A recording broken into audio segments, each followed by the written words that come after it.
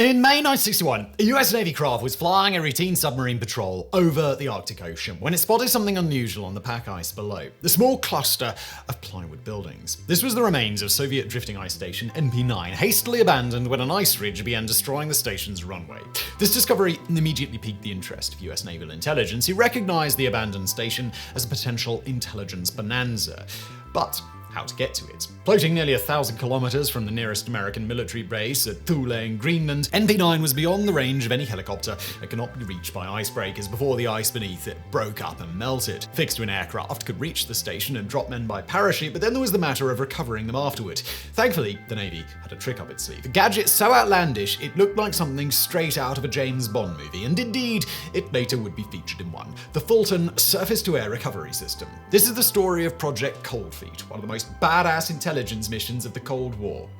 The Soviets were the first to establish long-term research stations on floating pack ice, starting with Severny Polius or North Pole 1 in 1937. Manned by crews of civilian scientists, these stations carried out a variety of research on ice dynamics, oceanography, meteorology, geophysics, and marine biology. But in the Cold War era, US Office Naval of Research, or ONR, began to suspect that these stations also carried acoustic equipment for tracking American nuclear submarines beneath the ice.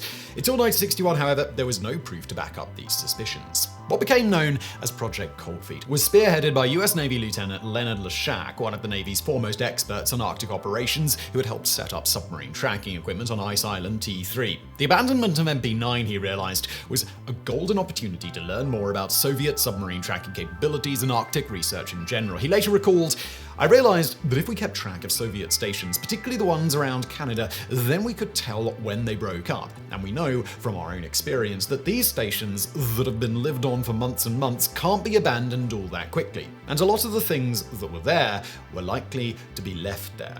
Leshak's idea to investigate the abandoned station soon came to the attention of Navy Captain John Cadwallader, who saw the mission as a perfect opportunity to try out one of the Navy's newest gadgets, the Fulton Surface-to-Air Recovery System, better known as the Skyhook. The Skyhook was the brainchild of American inventor Robert Edison Fulton Jr., born on April 15, 1909 in New York City. Fulton grew up immersed in the world of mechanics, his father being the president of Mack Trucks. As a result of this connection, Fulton had a privileged upbringing, being among the few in the 1920s able to regularly travel around the world by air. Originally intending to be an architect, Fulton graduated from Harvard in 1931 and spent a further 2 years studying at the University of Vienna. Then in 1932 embarked on an epic 17-month motorcycle trip from London to Tokyo, covering 64,000 kilometers and crossing 32 countries. This odyssey would form the basis for a book and documentary film titled One Man Caravan. On returning to the United States, he joined Pan American Airways as a photographer and helped plan out the trans-Pacific route for the airline's Clipper flying boats. Then, on the outbreak of the Second World War, Fulton turned his mechanical interests to the development of a device that used projected film strips to train aerial gunners. He brought his design to Commander Luis de Flores, head of the engineering division of the Navy's Bureau of Aeronautics, who immediately saw the potential and ordered 500 units. Not only was the Fulton Gunnery Trainer one of the most widely used simulators of the war, but Fulton's connection to de Flores was to pay large dividends later. And for more on another ingenious training device from this period, please check out our previous video, the steampunk flight simulator that helped win World War II. Now, after the war, Fulton turned his attention to an even more ambitious project, the amphibian, a flying car design he hoped would eventually be found in every garage. The car, more properly termed a roadable aircraft, comprised a streamlined aluminium cabin with 4 pylon-mounted wheels, an engine, and a propeller which could be fitted with a combined wing-tail unit to convert it into a working light aircraft. The amphibian first flew in 1946, and while it showed great promise, Fulton soon ran out of money and was forced to sell the manufacturing rights to keep the project going. Unfortunately, the new owners decided not to pursue the idea and the venture folded. That's at this point, in the early 1950s, that Fulton began tackling a problem that had been plaguing the military for years: how to recover downed airmen, secret agents, and other personnel from enemy territory that couldn't be reached by helicopter. Fulton's solution was based on an older design called the All-American System, developed by All-American Aviation in the 1920s to pick up airmail in remote areas without proper runways. In this system, a mailbag was tied to a long line strung between 2 steel poles. An aircraft trailing a grappling hook would then fly low and snatch the line and then winch the mailbag aboard. In July 1943, the US Army attempted to adapt the system to recover downed airmen and secret agents. Initial experiments using instrumented weighted containers were less than promising, producing 17 G acceleration accelerations that would kill most people. However, modifications to the recovery line and harness reduced this to a more reasonable 7 Gs, and the Army moved on to live testing with sheep. While the first sheep got tangled up in the line and was strangled, other sheep fared better, and on September 5, 1943, Army paratrooper Lieutenant Alex Doster became the first human to be snatched using the all-American system. This pickup took place at 200 kilometers per hour and only took 3 minutes from start to finish. The system was soon refined into a compact kit with telescoping poles that could be easily airdropped to and set up by personnel in the field. But while the US military never used the all-American system to pick up people, it did use a variation to recover combat gliders in Europe and Burma. Robert Fulton saw much room for improvement in the all-American design and set about creating his own version. Instead of being slung between 2 poles, in Fulton's system the recovery line was held aloft by a helium balloon, which was much easier for a lone airman or agent to deploy. The recovery aircraft was fitted with a set of angled horns projecting from its nose, which would snatch the line and lift the airman into the air. The crew aboard the aircraft would then use a hook at the end of a long pole to catch the line, connect it to an onboard winch, and winch the airman aboard. The trickiest part of the system to design was a mechanism at the base of the horns that would latch onto the recovery line and cut the balloon free, because without this, the drag on the balloon would rapidly pull the airman into the aircraft, potentially injuring or even killing him. Fulton filmed preliminary experiments using a weather balloon and weighted containers, and sent the resulting footage to his old friend Luis de Flores, now an admiral and director of technical research at the CIA. De Flores referred Fulton to the Office of Naval Research, or ONR, who set up a special research unit at El Centro, California. Using a Lockheed P-2V Neptune patrol aircraft fitted with 2 30-foot, 70-degree pickup horns, Fulton and his colleagues perfected the recovery system and condensed it into a compact, airdroppable kit containing a harness, recovery line, dart-shaped balloon, and a pair of helium tanks. The first live pickups conducted with pigs were successful, though the first test subject spun wildly at the end of the recovery line and arrived aboard the aircraft completely discombobulated. It quickly recovered, whereupon it proceeded to attack the crew, and, well, really, who can blame it? The first human pickup using the perfected Fulton Surface-to-Air Recovery System, aka the Skyhook, took place on August 12, 1958, with US Marine Corps Staff Sergeant Levi Woods volunteering to be recovered. Woods described the experience as a kick in the pants, but surprisingly less violent than a regular parachute opening. The first operational use of the Skyhook took place in August 1960, conducted by Edward A. Rogers, commander of the Naval Air Development Unit,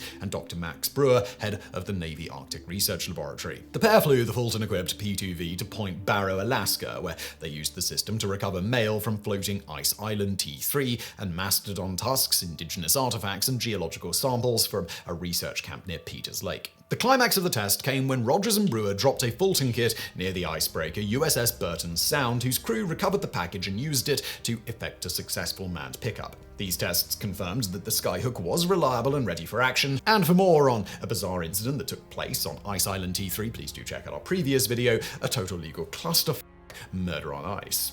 Preliminary planning for Project COLDFEET was authorized by Rear Admiral L.D. Coates, Chief of Naval Research. The mission was scheduled for September 1961, when weather and light conditions would be favorable and NP-9 could be within 970 kilometers of the US Air Force Base in Greenland. The men selected to investigate the drift station were Lieutenant Leshak and Air Force Major James Smith, who was not only an experienced parachutist and a Russian linguist, but had also served aboard the American drift stations Alpha and Charlie. Not being jump qualified, Leshak quickly completed a parachuting course at Naval Air Station Lakehurst, New Jersey, before he and Smith trained on the Fulton system at the Naval Test Center in Patuxent River in Maryland. But just as all the elements of the mission were coming together, unexpected complications cropped up. Final authorization from Naval Command took longer than expected, while cold weather tests of the Fulton system revealed technical issues which had to be corrected. By the time everything was ready, NP-9 had drifted out of range and the mission had to be scrubbed. Thankfully, the team was soon granted another chance, for in March of 1962, a naval patrol spotted another Russian drift station, NP-8, abandoned on the ice.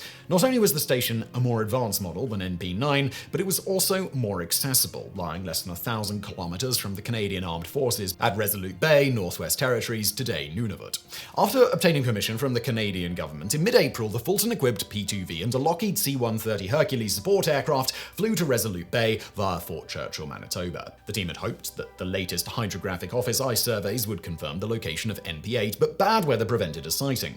But as the last sighting was only a month old, the team was confident they could easily locate the target. Soon after arriving at Resolute Bay, the C-130 support aircraft flew to NP8's last known position and began a box search in 10-mile increments. But while the crew succeeded in spotting the American drift station, Charlie, NP8 was nowhere to be found. 4 more searches were conducted over the following days before the worsening weather once again forced the mission to be abandoned. To add insult to injury, no sooner had the team returned to the United States than a hydrographic office patrol spotted NP8 far east of its predicted position. By this time, Navy funding for Project COLDFEET had run out. Undeterred, Captain Cadwallader approached another government department likely to be interested in NP8, the CIA. As luck would have it, Robert Fulton had worked with Intermountain Aviation, a CIA subsidiary based in Marana, Arizona, to equip a Boeing B-17 Flying Fortress with an aerial recovery system. The CIA agreed to provide the B-17, a Curtiss C-46 Commando support aircraft, and $30,000 in funding to complete Project COLDFEET, and over the next 6 months, Intermountain Aviation pilots Connie Sigrist and Douglas Price flew dozens of practice pickups to thoroughly familiarize themselves with the Fulton system. Finally, in May 1962, Sigrist and Price, along with Leshak Smith and Pan American Airways navigator William Jordan, flew to Point Barrow, Alaska, which was chosen in place of Resolute Bay to avoid waiting for permission from the Canadian government. The team arrived on May the 26th, and the following day the support aircraft took off in search of NP8. Unfortunately, thick fog had rolled in, and despite searching for 13 hours, the aircraft returned to Port Barrow empty-handed. When the next day's search also proved fruitless, the team called in a Navy P-2V from Patrol Squadron 1 at Kodiak, Alaska, which on May the 28th used its superior navigation equipment to finally locate the Soviet station. The B-17 took off and rendezvoused at the site, and after dropping streamers to check the wind, Leshak and Smith jumped through the aircraft's Joe hole and parachuted onto the ice. After the pair radioed that they'd landed safely, the B-17 returned to Point Barrow, where Intermountain mechanics began fitting the aircraft with the Fulton pickup booms. For the next 72 hours, Leshak and Smith would be on their own. As Leshak had predicted, the Soviets had abandoned the station in great haste, leaving behind everything from 16mm movie reels to scientific notebooks to food frozen in great skillets. He and Smith even discovered a poster in the mess hall requesting that anyone finding the station contact the Arctic and Antarctic Institute in Leningrad. Over the next 3 days, the pair collected 83 documents and 21 pieces of scientific equipment weighing 70 kilograms, which they loaded into a duffel bag for pickup. Meanwhile, pilots Sigrist and Price performed a practice pickup to test their aircraft's newly installed equipment. The recovery mission was originally scheduled for May 31st, but poor weather delayed the team by a day. Finally, on June the 1st, Sigrist and Price, along with Captain Calwada, Robert Fulton, Intermountain Aviation head Thorsrud, Jump Master Miles Johnson, winch operator Gerald Daniels, nose trigger operator Randolph Scott, tail position operator Robert Nickel, all took off in the B-17 and headed for NP8. Once again, however, the weather intervened. The winds had picked up to nearly 30 knots, just at the edge of the Fulton system's operational envelope. Worse still, the blowing snow caused the horizon to disappear, as Sigrist later recalled, "I was instantly in a situation which could be imagined as flying in a void."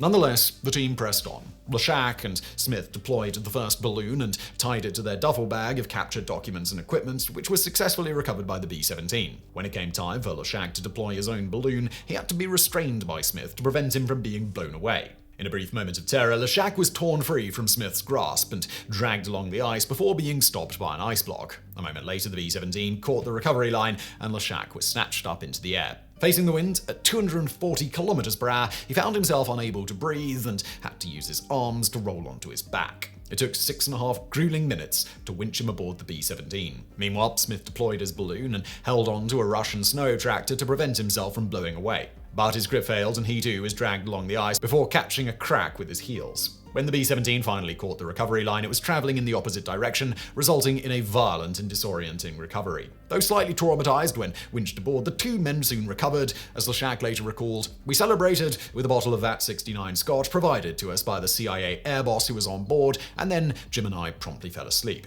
Less than 6 hours later, we landed in Barrow, Alaska." Despite numerous delays and several hair-raising moments, Project COLDFEET was a resounding success, revealing key information about Soviet Arctic research and submarine tracking capabilities. The mission also proved the utility and safety of the Fulton Skyhook, though officially it remains the only time the system has been used operationally. Any subsequent deployments remain shrouded in official secrecy. Unsurprisingly, however, the exotic, dramatic nature of the Fulton system endeared it to Hollywood movie producers, with the same B-17 which participated in Project COLDFEET making an appearance at the end of the 19 1965 James Bond film Thunderball. The Fulton system also makes an appearance in 2008's Dark Knight, in which it is used by Batman to exfiltrate mob banker Lau from Hong Kong. That this outlandish device was real and not the product of some screenwriter's fevered imagination proved that sometimes truth really is stranger than fiction.